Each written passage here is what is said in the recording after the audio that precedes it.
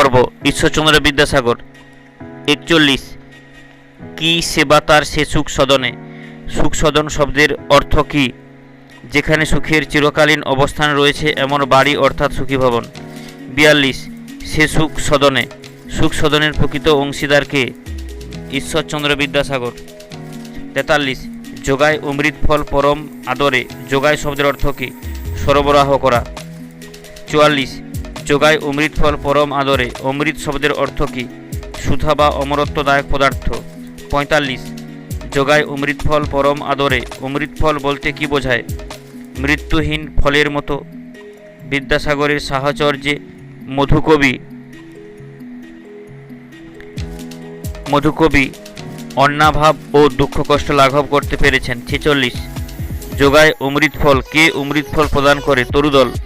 47 ঈশ্বরচন্দ্র বিদ্যাসাগর কবিতায় তরুদলের অবস্থান কিরূপ? দীর্ঘশিরে অর্থাৎ উঁচুভাবে অবস্থান।